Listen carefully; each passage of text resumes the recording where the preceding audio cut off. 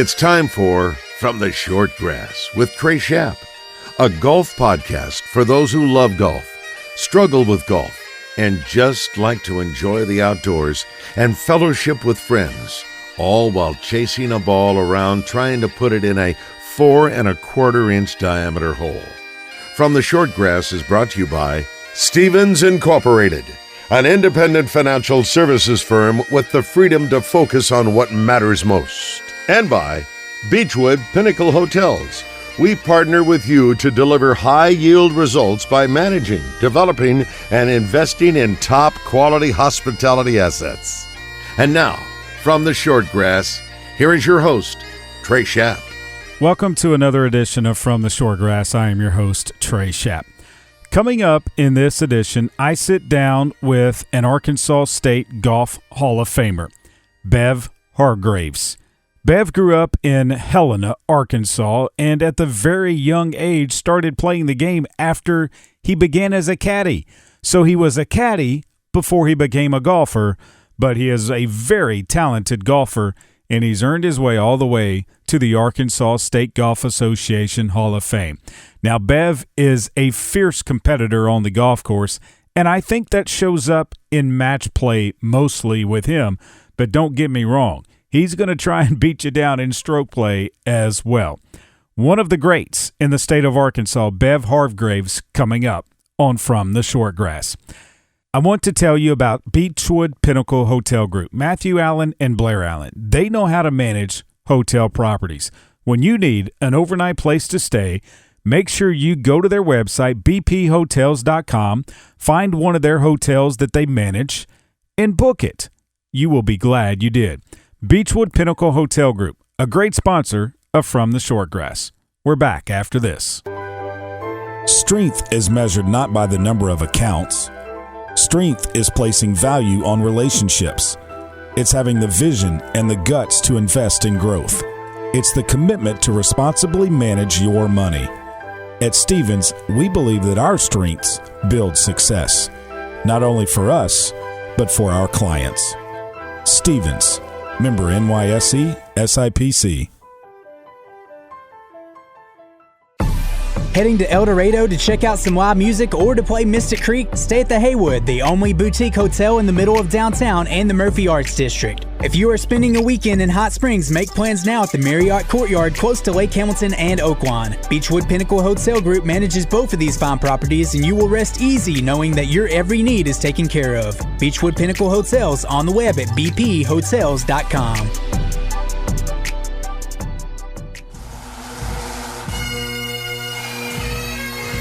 Welcome back to this edition of From the Short Grass. I am your host, Trey Shapp. When I decided to really play competitive golf, one of the names and one of the guys that I always saw competing in Arkansas State Golf Association tournaments was Bev Hargraves. He's a great competitor on the course, and he'll be a good partner in a 4-ball if you ever needed one. On the tee, Bev Hargraves. Bev, thanks for joining me on From the Short Grass. I have to ask, do you remember the first time you ever picked up a golf club? I do. It was, I actually started caddying when I was 9 years old. Okay. At Helena Country Club. And I caddied for 2 years. And when I turned 11, my grandfather had just quit playing golf. And he had just bought a new set of Sam Snead Blue Ridge irons and woods. And he said, hey, you've been around golf here for a couple of years. You're caddying for the better players at the club. You want to learn to play? I said, sure. So he gave me that set of clubs, and I played with those for several years, actually. Yeah. What was it like caddying at a young age in Helena? It was fun. My first job was at 8, picking cotton on my other grandfather's farm. And, it was really, I think, one of the original 6 clubs that formed the Arkansas State Golf Association. So it was a really nice club at that point before the clubhouse burned. And so there were a lot of golfers. There was a lot of things going on in Helena industry-wise, and it was kind of booming at that time. And I just enjoyed caddying. Mm-hmm. You know, I liked watching the better golfers play, and, you know, I'd go down and get the guys' balls out of the ditch and all that. So anyway, I kind of moved up to the better players wanting me to caddy for them. I bet playing golf and caddying was better than picking cotton. Much so. The first time I picked cotton, my fingers were just bleeding that night, and, you know, dragging the sack. But it was a job, and, you know, my parents and my grandparents taught me how to, you know, the ethics of working hard when you were young. Yeah. When did you first realize that, hey, I want to try and play golf and play it on a competitive level, if you will? High school, maybe? Probably so in high school, but funny story, the first time I picked up the clubs, at that time, Helena Country Club was 9 holes. Okay. They added the second 9 in 1968. So I shot 116 for 2 9-hole scores. I said, that's not very good. And so I said, okay, I'm going to, because I was always competitive in sports. So I said, all right, next time out, you're going to break 100. Next time, 95. And I took it in 5-stroke increments. So next time I went out, I shot 98. That's a big jump. That was a week later. And so consequently, probably by the time I was 15, I was shooting par. Wow. And so actually the first tournament I played in when I was just turned 16 was the club championship, which was match play. And of course, these guys were saying, hey, this kid can't play with us. You know, he's 16. He shouldn't be playing. But there was nothing to keep me from doing that. So I actually won it. And I beat all the better players. And so the board changed it to 18 after that. So you had to wait another year. I had to wait another year. When you turned 18, you can go back and beat them again. I did, yeah. So it was kind of funny that they just changed the rules because they didn't want a kid winning it. What did you think when that happened? Well, I was just I was proud that I had come that far in a fairly short period of time, you know, to, I guess, in a 5-year period, basically, to go from 0 to scratch.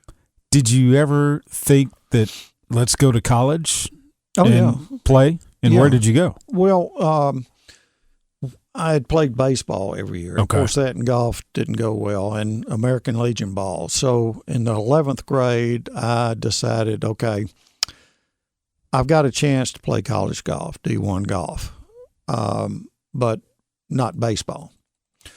So I quit the American Legion baseball and just concentrated on golf. And then several schools recruited me. And actually the coach that was up at Arkansas at that time, Coach Mason, recruited me. I went up there, signed with him, and he left and went to Texas Tech, I believe.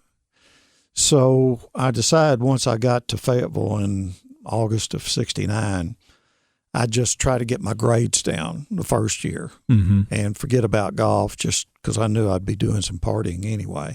Of course. So I got the grades down, hollered the following year at the golf coach, who was Bob Suzeric, and he said, hey, we're getting ready to have tryouts for the Border Olympics and for any walk-ons. I said, well, I had a scholarship, but I'd like to try to get it back.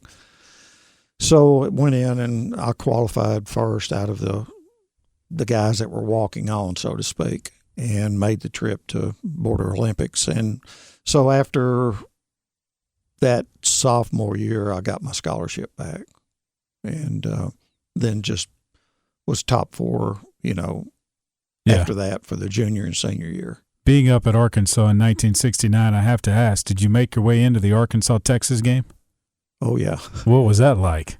I was sitting there actually on the 34-yard line with a girlfriend at that time and some buddies, and we had our libation, and Tried to stay warm. I was trying to stay warm, but we were just so disgruntled with the way it turned out that we just sat there for a while and just said, this can't be happening. But unfortunately, it did. It did, and, it is what it was. Yeah, no doubt about that. Back to golf at the University of Arkansas. What was that like for you, competing on the college level? I really enjoyed it because I always worked during the summers, so I didn't have a chance to play tournaments like a lot of guys that were up there would, trying to qualify for U.S. Amateur and state ASGA tournaments and all that. I just never played in those because I was working. So once I got up there and I saw the guys I was playing with and competing against for the travel team, there were some 2 or 3 guys from Texas that were on there. Bill Brown from Little Rock was on there. Wisconsin, another guy from Florida, Wayne Smith. And so once I saw that I could compete with them, then, we went on to the tournaments. And, of course, at that time, Texas had Tom Kite and Ben Crenshaw, another guy named Tony Pfaff, who was a good player. Bruce Liskey was at Houston. Yeah. So being in Southwest Conference, we were trying to get first or second, but that was impossible because Texas and Houston were always first and second in the conference and the country. So we were always shooting for third and competing pretty much with SMU at that point. Did you have any aspirations of trying to turn pro? Thoughts of being a professional golfer? Never, actually. My grandfather, Hargraves, said, hey, I'll sponsor you if you want to try to play the pro tour or get your card or whatever the procedure was back then. And I said, I'm not interested. I just don't want to travel all the time, and I'd rather work and get a guaranteed income. So never thought about it. I just decided at that point to be a amateur for life. Do you think you were probably good enough, though, to do it if you would have put your mind to it? I don't really know. I never really thought about that. Since then, some of the guys that were my age back then that I've competed against that have gone from pro ranks back to the amateur ranks, I've been able to beat them in some national senior tournaments. So it makes me wonder, well, if I had 8 hours a day to polish my game, maybe I could have. But that was just an afterthought. So when you decided that, okay, I'm not going to play professional golf, I need to make sure I've got a solid income. You've got that solid income going. How much did you get to play then? Did you just play leisure golf, or did you still have that competitive edge to where you wanted to play in some of these ASGA events that would go on throughout the summers? Well, after I finished college, I went to Hartford, Connecticut in insurance, and then I was transferred to the Dallas regional office for the Hartford Insurance Group. And in Dallas at that time, you couldn't find individual tournaments. So I just played at Brookhaven and Royal Oaks and kind of practiced and just didn't play any tournaments down there. There really wasn't anything. So in 78, I moved back to Helena and got my feet on the ground with the insurance agency with my father and grandfather. So in 1980, I decided, okay, I'm going to start playing ASGA stuff. And then, so I started competing in that and, finished well enough to make the Cup team, Mid-South Cup team, and, basically did that from there out. The Cup teams, what were those like? The Mid-South Cup matches. I mean, I understand what it is now with the Arkansas versus Mississippi, the amateurs there, but those Mid-South Cup matches, it didn't just include Arkansas, Mississippi. There were other states as well. No, you had Tennessee, Oklahoma, Texas, Mississippi, and Louisiana. And most of your better golfers, amateur golfers at that time, were in those states. So, I mean, it was very competitive and top-notch competition.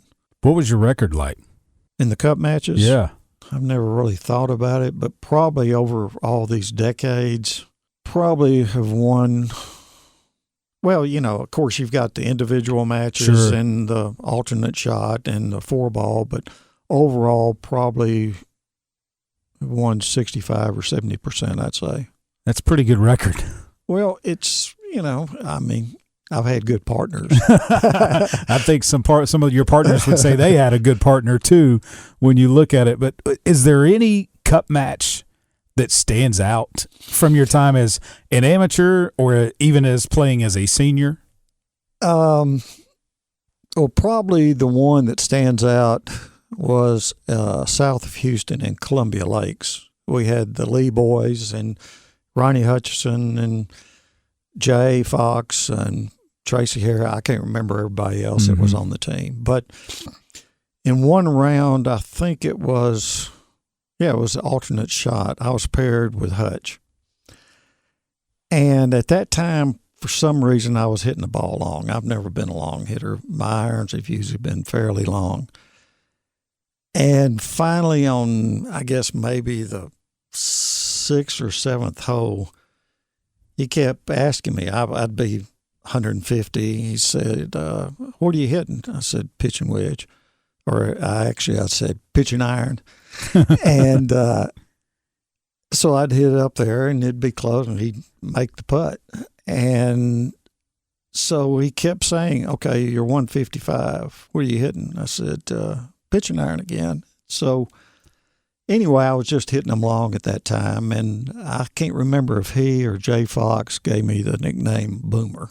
I would say if you're hitting a pitching iron 155 yards, the Boomer name sticks. Well, because that's a long ways to hit that club. I tended to hood it down just a little bit, but still I got the. So hood it down to like an 8 maybe? Well, I don't know. Probably a 9. A 9, yeah. When did you start playing national tournaments competitively? Probably in 85. In 85, you decided I'm going to try and play in the Mid-Am. National stuff, yeah. Yeah. And that was in South Carolina? Yeah. At Long How did that Cove. go? Let me think here. I made the cut, lost the first match. Yeah. Did you like match play? Oh, I always love match play. And, you never know. You can play a guy that you think you're going to really beat up on, and you end up losing. Mm-hmm. And vice versa, play somebody that you don't think you got a chance to beat, and you'll beat him, which brings to mind the second most memorable was not the Mid-South Cup matches, but was maybe last year or the year before against the Governor's Cup against Mississippi. Mm-hmm. We were in Greenville. Were you there? I was not at that one. Well, I've been playing still the seniors. I don't compete in the state in the Legends part. So they ended up pairing me in the individual match against the number 1 senior in Mississippi, which he used to be the golf coach at Mississippi State. Clay Holman. Clay, that's right. Oh, boy.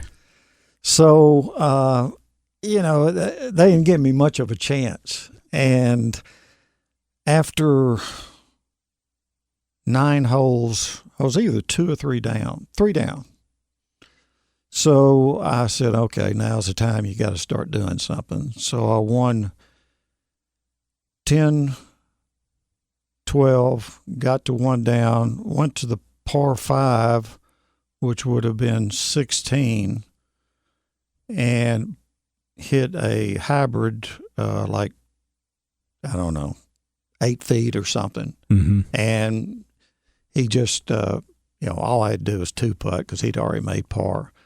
So I got us back even, and then went to 18, which is a par 5 dogleg left, which is kind of a weird hole. But I hit as good a drive as I can hit and barely got to the corner to where I could see the green, but I didn't have a clear shot.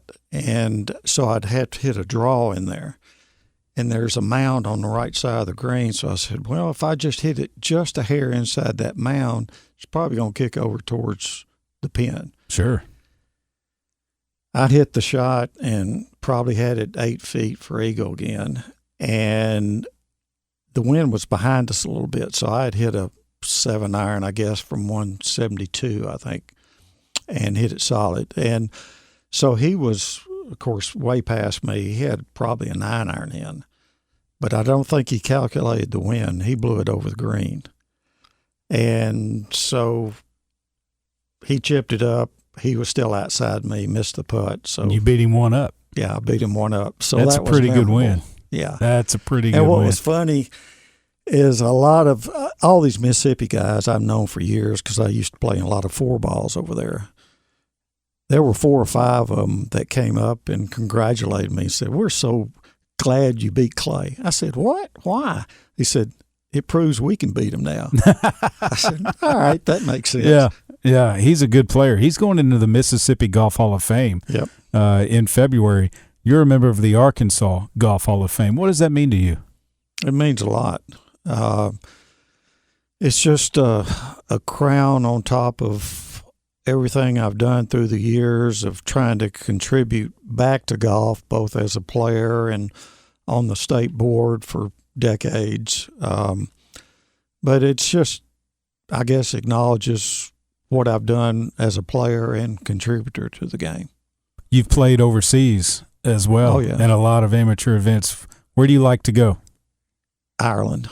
Yeah, I've played in a couple of British seniors that were in Ireland. First one at Royal Portrush, which is probably my favorite golf course next to Pine Valley. Mm-hmm. Those are 1 and 2. And then played at Royal County Down. Bobby Baker and I played there. And we got a bad draw we had a pouring rain at 8:30 in the morning, 30-mile-an-hour winds, and we had no chance. Yeah. The afternoon group didn't have that weather, so it's probably sunny by the afternoon. It was. And we had no chance to make the cut after 2 rounds because of that, because all the scores were, I think the low score that morning was 78. Isn't that just the luck of the draw, though, when you look at it? I mean, look at Tiger Woods. I think he would have won another Open Championship if he wouldn't have had the bad side of the weather. Right. And I want to say right after 2005, it might have been the 6 or 7 Open Championship, but that's just part of playing golf in Scotland and Ireland and that part of the country, isn't it? But another year, the only time I went, I played in the Irish senior amateur. They call it the Irish Open, and it was in Belfast. And it was more of a traditional U.S. type course with trees and all that, and that was really fun. I tied for first, and they had a 3-hole playoff. So I took a chance on the first hole, which was a dog leg, trying to knock it over the trees. Didn't work out. From there, I'd have a pitching wedge or a gap in and hit the very last limb. And anyway, I bogeyed it and then went par, and he went par. So anyway, lost that deal. It happens. Oh, yeah. You told me your 2 favorite golf courses, I guess, Portrush and Pine Valley. Yep. Any others that you've played that stick out? Oh, gosh. Wade Hampton. Where's it? That's in Cashiers, North Carolina. Senior amateur was there 1 year. Marion was a lot of fun to play. Mm-hmm. Long Cove Club. I mean, there's a lot. I really can't narrow it down. When you look back at your time playing golf as an amateur, do you ever think back, because like you've said, some of the guys you've played against as you've gotten older as an amateur, what they did on the PGA Tour, do you ever think back, man, what if I would have just given it a shot? No, I really don't. You don't? Mm-mm. I've thought a couple of times, like Steve Melnick I've played against, and I can't remember a couple other guys that were on tour. And just when I played with them or against them in a senior tournament, it's come to mind for about 30 seconds, but that's about it. Fantasy foursome, you and 3 others, living or deceased, that you would like to play a round of golf with, who would they be? Well, one's always got to be my best buddy, four-ball buddy, and that's Bubba Clue. Arnold Palmer would be one, and probably Ben Hogan. Wow, that's a pretty good group. I think Bubba would like playing with those guys too. I think he would, definitely. You'd play a 4-ball, you and Bubba against them too? Well, Maud and Claude, that's what they call us out in PV. So, we give it a try. Are you excited that the Simmons Bank Championship is coming to Pleasant Valley Country Club in October? Oh, it's going to be wonderful. With what Simmons has done for golf across the country with their sponsorship of different players, what they've done with their sponsorship for the Arkansas State Golf Association, and then jumping in and being able to get that tournament at Pleasant Valley is going to be awesome. I've had a number of people around the state say, how do I get tickets? I said, hey, just call Pleasant Valley and you can get them. How do I volunteer? Call. Yeah. That information's going to come out, I believe, middle to late February. Yeah. They're going to need something like 750 volunteers. There's going to be room for anyone that wants to. It'll be nice. And I keep my fingers crossed that, basically our 3 Arkansas players are able to make that cut and get there with Glenn Day and Ken Duke and John Daly. It would be nice to see those 3. Any others that you're looking forward to seeing out there? Probably Bernhard Longer, because the guy's, 62, 63, and he's still so competitive. I don't watch much golf on TV, so I'd like to watch it in person. You'd rather go play. Oh, yeah, definitely. Any day. Bev, thanks so much for joining me. I appreciate it. Well, I appreciate the invite, Trey, and glad I could add something to this conversation. You did. You did great. Thanks, Bev. Thank you. Heading to El Dorado to check out some live music or to play Mystic Creek? Stay at the Haywood, the only boutique hotel in the middle of downtown and the Murphy Arts District. If you are spending a weekend in Hot Springs, make plans now at the Marriott Courtyard close to Lake Hamilton and Oaklawn. Beechwood Pinnacle Hotel Group manages both of these fine properties, and you will rest easy knowing that your every need is taken care of. Beechwood Pinnacle Hotels on the web at bphotels.com.